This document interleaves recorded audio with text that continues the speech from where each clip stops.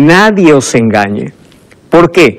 Porque la mentira parece que está por encima de la verdad. Ahora nosotros encontramos a las personas alejándose de la Biblia y basando su vida en sentimientos, en emociones, en argumentos filosóficos y humanos, pero no en la palabra de Dios. Eso es triste. Por eso vemos un nuevo concepto de matrimonio. Hoy encontramos un nuevo concepto de valores que antes establecían a una sociedad sólida. Hoy tenemos una moralidad cada vez más quebrada porque el ser humano ha sacado la palabra de Dios de su vida, de sus casas, se está sacando de las escuelas. ¿Y a dónde estamos llegando? A la sociedad que nosotros tenemos. Ahora por allí hay muchas personas que dicen tener una mente abierta es aceptar cualquier argumento o aquello que yo creo que me hace bien. Yo antes de decir de tener una mente abierta prefiero tener una mente iluminada por la palabra de Dios. Porque aquel que se fundamenta en la palabra de Dios y no en argumentos humanos tiene una base sólida para ser feliz.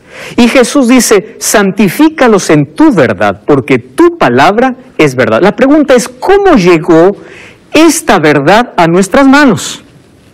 Y para eso encontramos un texto, segunda de Pedro, capítulo 1, versículo 19 al 21. Presten atención aquí. Tenemos también la palabra profética más segura, la cual hacéis bien en estar atentos como a una antorcha que alumbra en el lugar oscuro, hasta que el día esclarezca y el lucero de la mañana salga en vuestros corazones. Entendiendo primero esto, que ninguna profecía de la Escritura es de interpretación privada. Ahora presten atención a lo que dice el apóstol, porque nunca la profecía fue traída por voluntad humana, sino que santos hombres de Dios hablaron siendo inspirados ¿por quién? Por el Espíritu Santo. Miren, la Biblia tiene una doble naturaleza. Naturaleza divina, humana. Divina porque ¿quién es quien inspira? El Espíritu Santo. Y humana porque ¿quiénes son los escritores? Los profetas. Ustedes se encuentran allí, ¿verdad? La parte divina, inspirando, y la parte humana, escribiendo, intentando colocar ese mensaje en un lenguaje comprensible para la humanidad.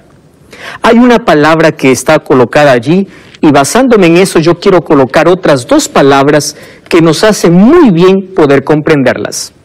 Existe la palabra revelación, la palabra inspiración y la palabra iluminación.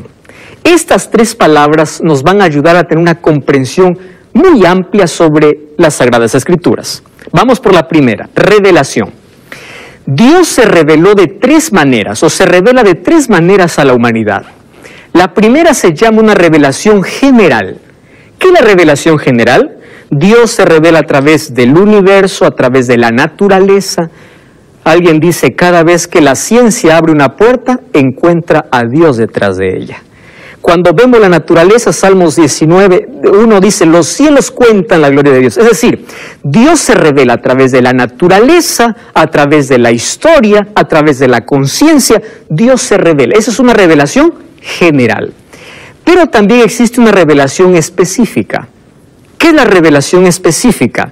Dios tratando de colocar un mensaje para la humanidad a través de un profeta.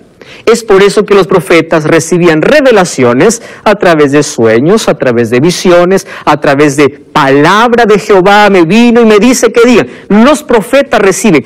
Y el conjunto de todo aquello que Dios colocó en la mano del profeta es lo que hoy llamamos Biblia. Es decir, la Biblia es una revelación específica. Pero existe una tercera revelación que yo gusto de llamar la máxima revelación. ¿Cuál es la máxima revelación de Dios? A través de Jesucristo. Entonces, Dios se revela de manera general a través de la naturaleza, de manera específica a través de la palabra de Dios y de manera máxima a través de Jesucristo. Eso es revelación. ¿Y qué cosa es inspiración? Inspiración es el proceso por el cual Dios comunica al profeta un mensaje. Es decir, nosotros no podemos ser inspirados. ¿Quiénes eran los únicos inspirados? Los profetas. ¿Qué significa inspirado? Dios no dictaba las palabras. Dios colocaba el mensaje y los profetas lo escribían en su propio idioma. Por eso es que encontramos en la Biblia una variedad de escritura. Un Pablo que escribe un poco más complejo que un Juan que escribe de una manera más simple, de una manera más entendible, ¿verdad? Porque Dios usa de acuerdo a la capacidad de cada persona. Eso es inspiración. ¿Y qué cosa es iluminación?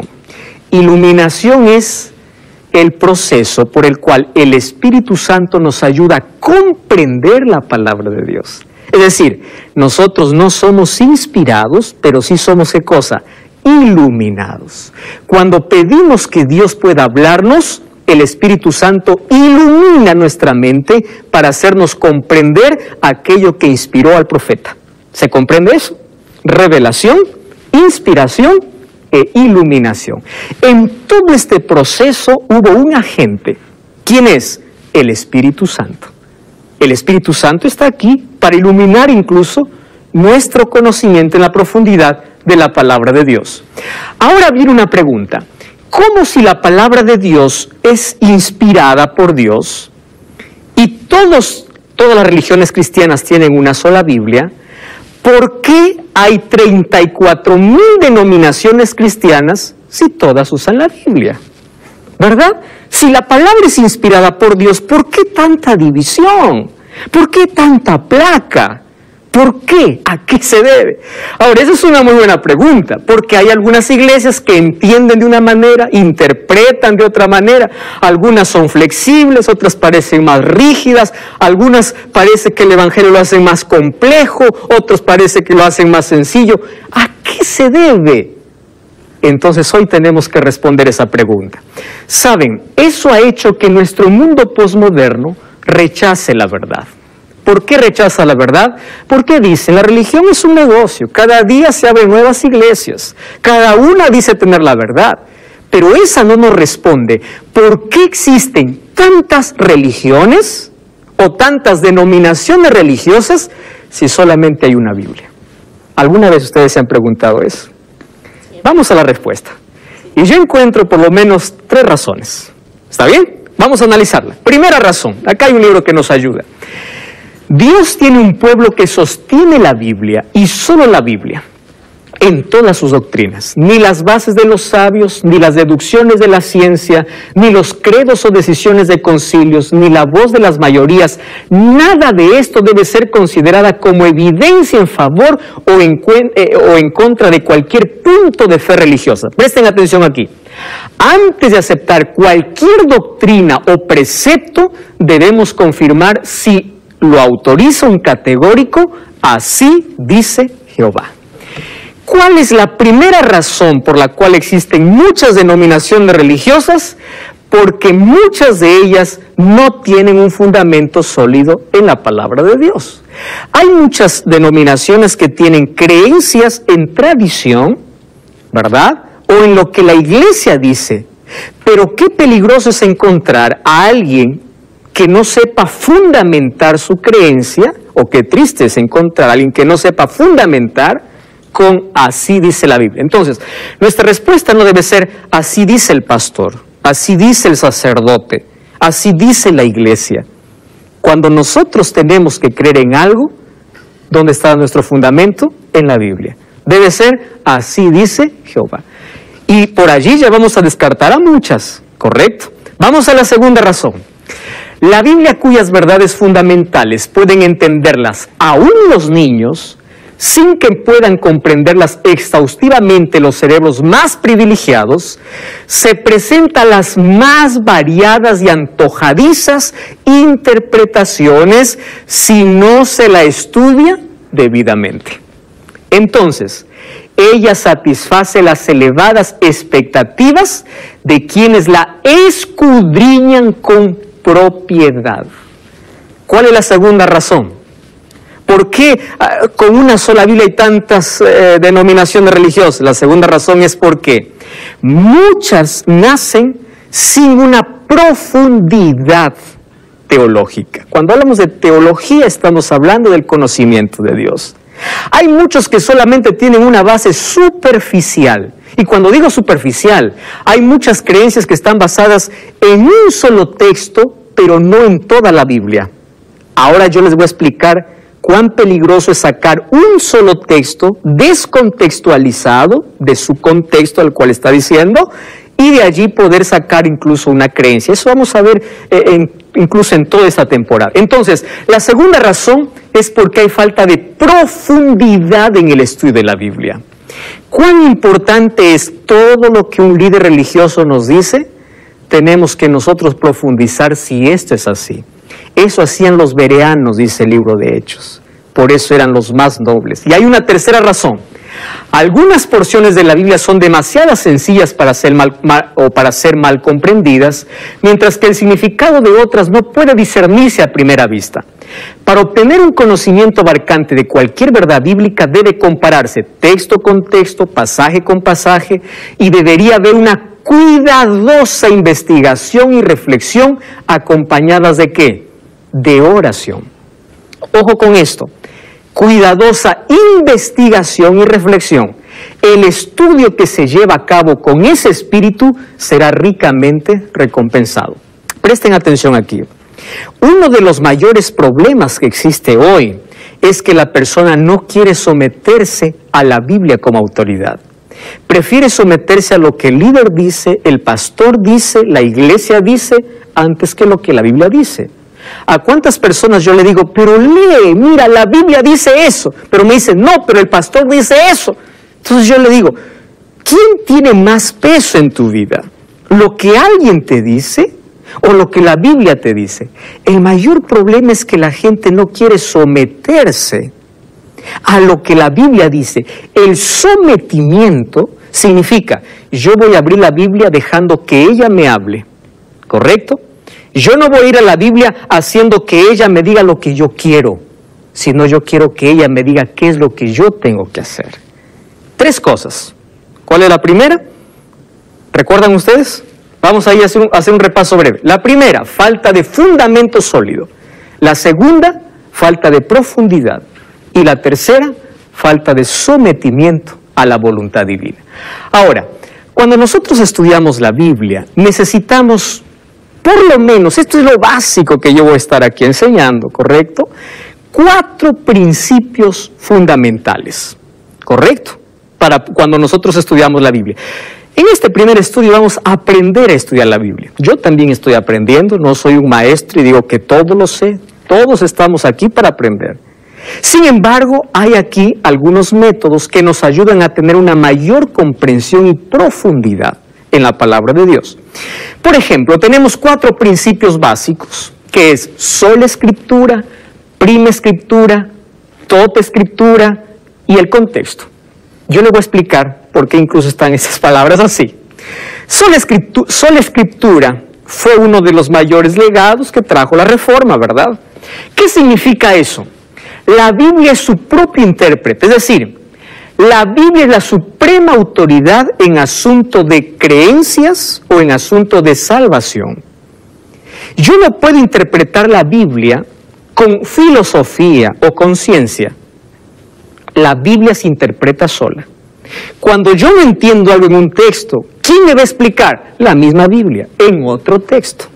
Eso significa, la única que puede interpretar la palabra de Dios, ¿quién es? Ella misma. Ella misma se interpreta. Yo no necesito otro tipo de interpretaciones.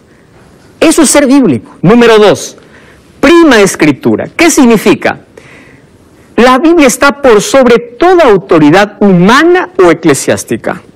Nadie puede decir, la Biblia dice así, pero la iglesia dice así. Eso es muy peligroso. La Biblia dice así y punto. Porque ella es la máxima autoridad. Por eso es prima escritura, es lo que está por encima de todo, incluso más allá de nuestras emociones y caprichos. Número 3, tota escritura. Nosotros tenemos que ver el cuadro completo, es decir, la totalidad de la escritura. Ahora fíjense, hay algunos que desprecian el Antiguo Testamento. Ya vieron a personas decir, el Antiguo fue para el Antiguo, el Antiguo fue para el judío. La Biblia dice en 2 Timoteo 3:15, toda escritura es inspirada por Dios.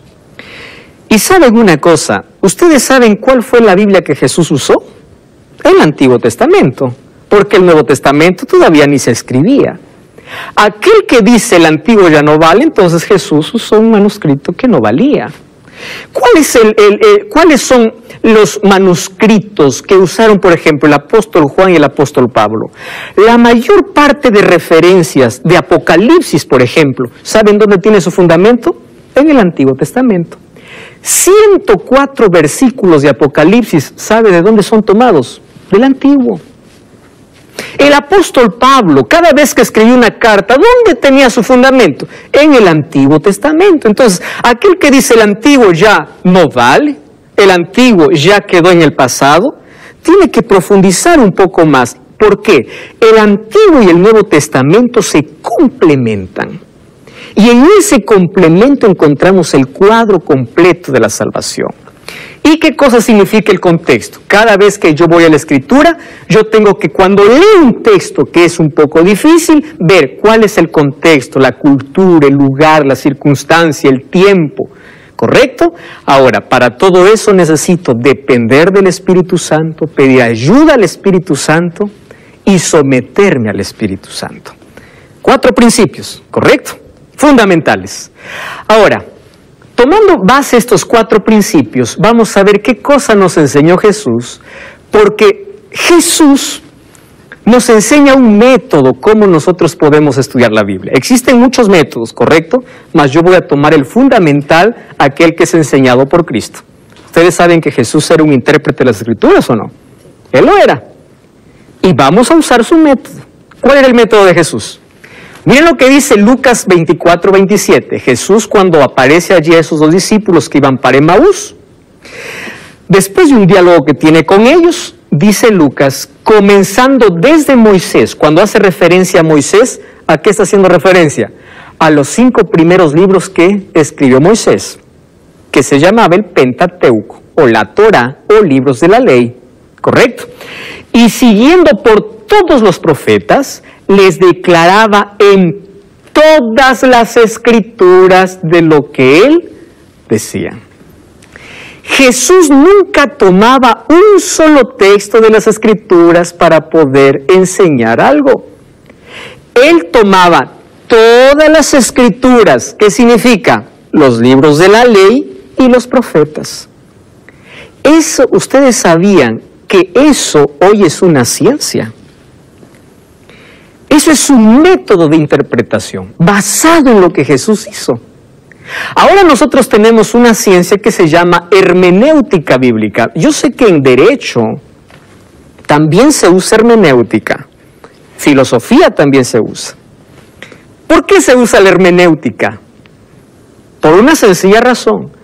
Para no poder alejarnos de la interpretación o para que la interpretación pueda ser correcta. Aquí tenemos una abogada, ¿verdad? Necesitamos tener una regla. Ahora fíjense, la hermenéutica es una ciencia que busca establecer y describir los principios, métodos y reglas requeridas para interpretar un texto. Ahora, lo que yo les voy a enseñar hoy es algo tan simple y sencillo que todos los cristianos podemos hacer. Me perdonan allí mis amigos de teología, porque en teología nosotros aprendemos un método más amplio. Mas hoy estoy hablando para todos nuestros amigos que tienen interés en profundizar su conocimiento en la palabra de Dios. Entonces yo aquí les voy a dar algunas herramientas para hacer de la Biblia un método más profundo, ¿correcto? Para no dejarnos llevar por cualquier persona que viene a decirnos alguna cosa. Jesús ya interpretaba las Escrituras, hoy existe una ciencia que es la hermenéutica, que nos ayuda a poder interpretar la Biblia. Nosotros vamos a entender que hay aquí algunos elementos para nuestro conocimiento. Por ejemplo, la hermenéutica bíblica, les dije que presenta principios y métodos de interpretación. Estos principios se hacen real en un otro trabajo que se llama exégesis bíblica. Yo les voy a explicar aquí algunos pasos que nosotros podemos hacer. ¿Qué cosa es la exégesis bíblica? Es la práctica de la interpretación que la hermenéutica me manda. Es decir, la hermenéutica coloca los principios y la exégesis es el trabajo. ¿Qué cosa es exégesis? Exégesis es profundizar nuestro conocimiento en un texto bíblico. Para ello hay principios, ¿correcto? Y esos principios vamos a ver. ¿Para qué nos sirve la hermenéutica y el exégesis? Para evitar imponer nuestras opiniones sobre el texto. Para eso nos sirve. Además, nos ayuda a explicar de manera clara lo que el escritor bíblico quiso decir cuando escribió el texto, para comprender su significado más profundo y así podamos aplicar a nuestra vida y transmitir la palabra de Dios de una manera fidedigna y relevante. Por eso, todo pastor, todo líder que se coloque en un púlpito para poder enseñar a su iglesia, tiene la responsabilidad de poder profundizar aquello que va a decir, ¿correcto? Sin embargo, todos somos llamados a profundizar nuestro estudio. La Biblia no se debe estudiar de manera superficial. Si para tener una carrera se necesita 5 años de estudio, para nuestra salvación, ¿acaso no tenemos que también hacer un estudio profundo? Por supuesto que tenemos. Ahora fíjense, 2 Timoteo 2:15, el apóstol Pablo le dice ahí a Timoteo, procura presentarte como un obrero digno, alguien que interpreta bien la palabra de Dios, como el diario. No, la Biblia necesita ser leída con profundidad para poder evitar tanto engaño que por allí se proclama. Entonces vimos que hay 2 herramientas que nos ayudan, la hermenéutica y la exégesis. Mas hoy voy a enseñar, esto ya es en un nivel más avanzado, ¿verdad? Mas hoy voy a enseñar cosas tan simples que nos van a ayudar en nuestra profundidad al poder leer la palabra de Dios. Por ejemplo, ¿qué cosa es exégesis y hermenéutica? Es escarbar. Aquí coloqué una imagen, ¿verdad? Es ir a lo profundo. ¿Dónde se encuentra el oro? No se encuentra en la superficie, se encuentra en lo profundo. Para eso estas herramientas nos ayudan. Ahora fíjense, ¿cómo el diablo es tan astuto? En la Edad Media, Satanás persiguió la palabra de Dios, encadenó la palabra de Dios. No quiso que nadie pueda tener la palabra de Dios. Entonces su estrategia era persecución. Hoy el diablo cambió de estrategia. Ya no es persecución. Hoy la Biblia está en las manos de toda la humanidad, casi toda la humanidad. ¿Saben cuál es su estrategia? Interpretación. Lee la Biblia, pero interprétalo como tú quieras. Ya no es persecución, sino interpretación. Y para no caer en ese error, vamos a ver algunos elementos. Primero, la Biblia habla de un Dios perfecto en un lenguaje imperfecto. ¿Por qué lenguaje imperfecto? ¿Quiénes lo escribieron? Profetas. Y los profetas eran seres humanos. Es por eso que hay cosas en la Biblia que parecen extrañas. Por ejemplo, Génesis 18:20, cuando Dios estaba hablando con Abraham, le dice, descenderé y veré. ¿Acaso Dios no lo ve todo? Sino que Dios está tomando, ¿qué cosa? El lenguaje humano, para que nosotros podamos comprender. Después que Noé salió del arca, dice, mi arco he puesto entre las nubes, y así yo me acordaré. ¿Acaso Dios se olvida? Dios no se olvida.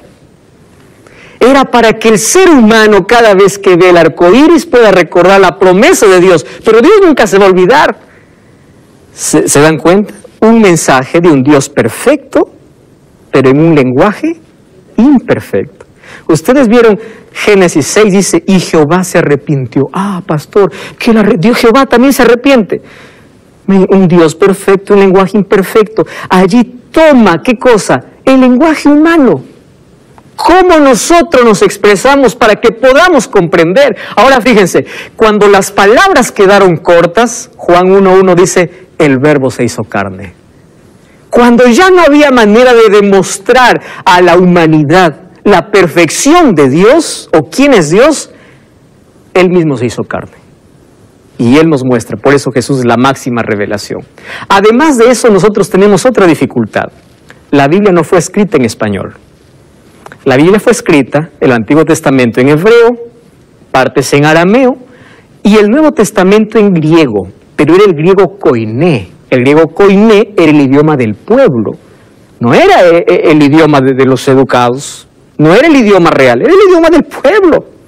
Ahora, hay palabras que en hebreo y en griego, al ser traducidas a los idiomas, algunas de ellas pierden fuerza. Por eso necesitamos profundidad para poder investigar, y hoy tenemos a disposición muchas herramientas del léxico que nos ayudan a comprender. En teología nosotros estudiamos parte de los idiomas, pero una persona que no va a estudiar teología también puede profundizar su estudio. ¿De qué manera? Vamos a presentar, por ejemplo, algunas herramientas para poder traducir algunos significados.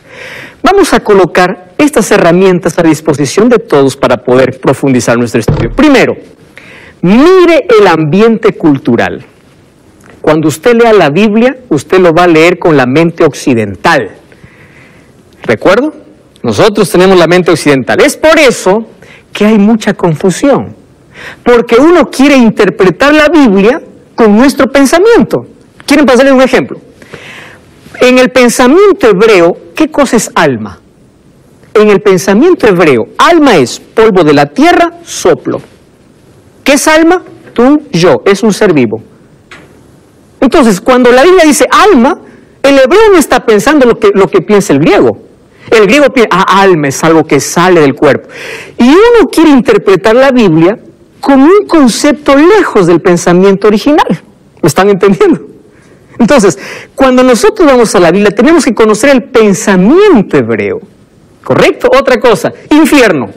La Biblia, la palabra infierno, Seol, es sepultura. Cuando en el Antiguo Testamento dice, infierno, sepultura. Nosotros vamos a la Biblia, infierno. Infierno es un lugar de tormento. Eso no era la mente hebrea.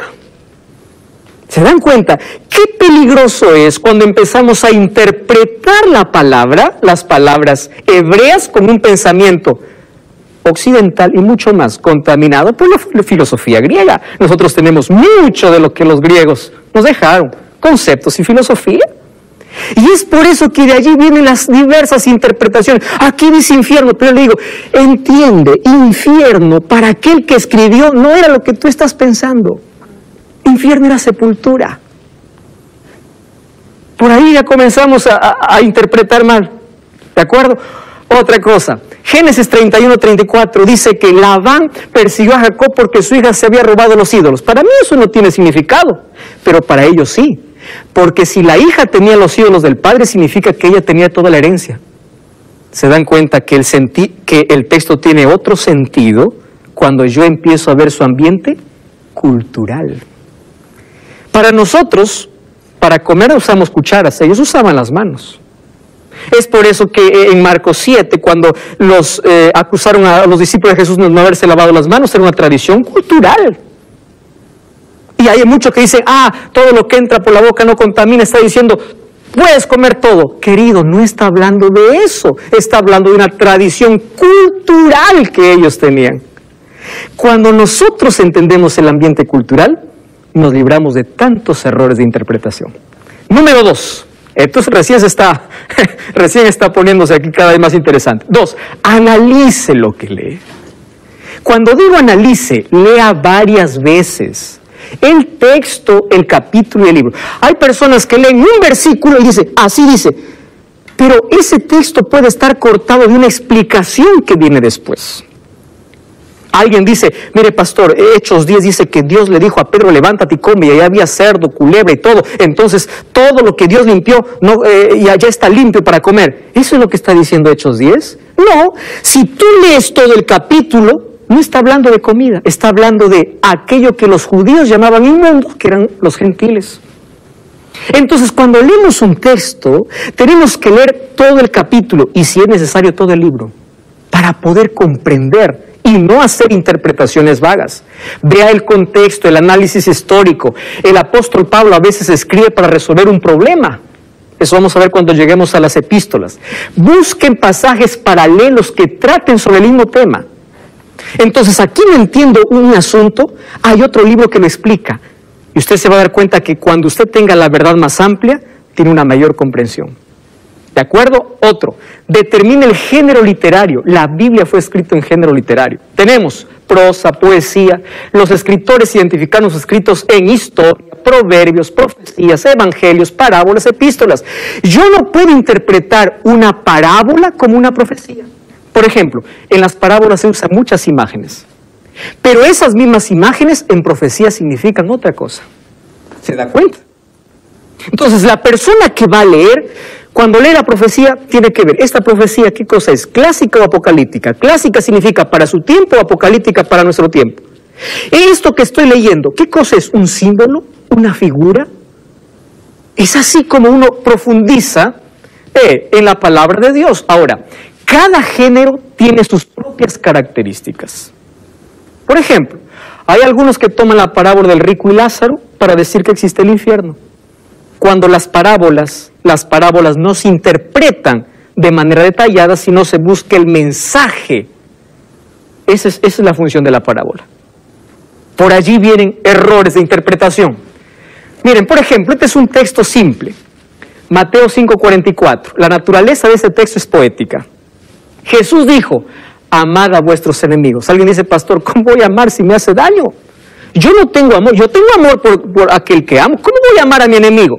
¿Qué está queriendo decir Jesús cuando dice amar a vuestros enemigos? Amar es el principio, pero ¿cuál es la explicación? Recuerden que el texto está en forma de poesía. Ahora, la explicación es, tú vas a amar a tu enemigo haciendo 3 acciones. Haciendo el bien a los que te aborrecen, bendecir a los que os maldicen y orar por los que calumnian. Esa es tu manera como tú amas al enemigo. Cuando uno lee el texto de esa manera, uno tiene una mayor comprensión. Encuentre sentido a lo que lee. ¿Qué significa? Mire las palabras que se repiten. ¿Cuál es el texto que sobresale? Y hoy les voy a enseñar de manera sencilla que la Biblia incluso tiene una estructura literaria. Hay una estructura que se llama paralelismo, quiasmo.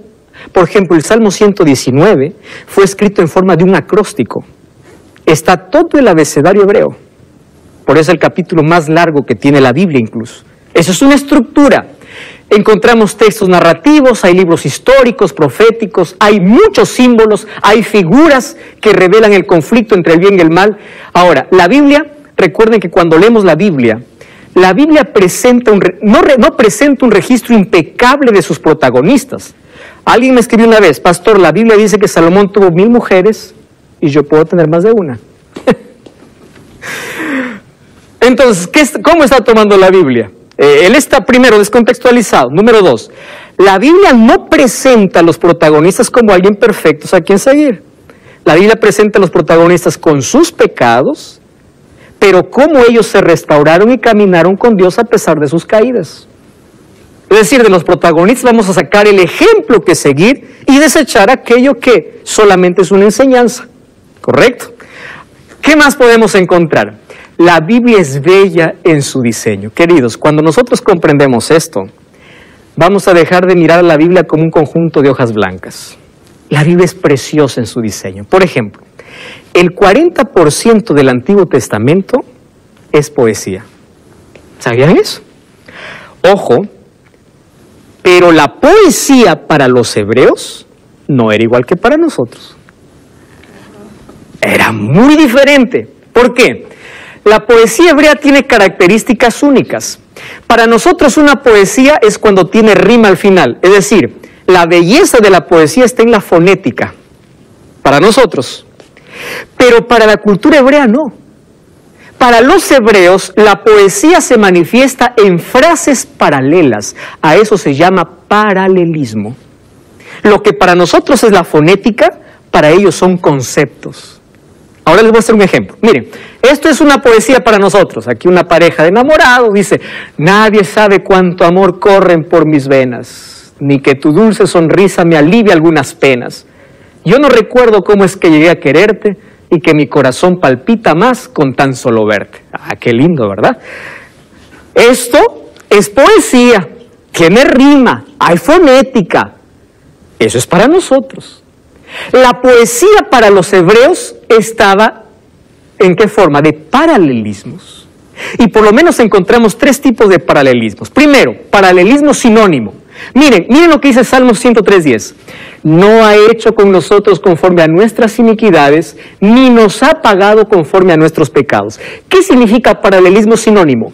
Cuando la segunda línea es parecida a la primera, pero con un ropaje diferente. No ha hecho ni nos ha pagado. Iniquidades equivale a ¿qué? A pecados. Esto es poesía hebrea. Esto significa paralelismo sinónimo. Encontramos paralelismo antitético. Por ejemplo, Proverbios 23. Es un honor para el hombre evitar la contienda, mas todo insensato se enreda en ella. Esto es poesía. Tú puedes decir, no, eso no es poesía, sí es. La segunda línea está también diciendo lo que la primera línea dice, pero en forma contraria.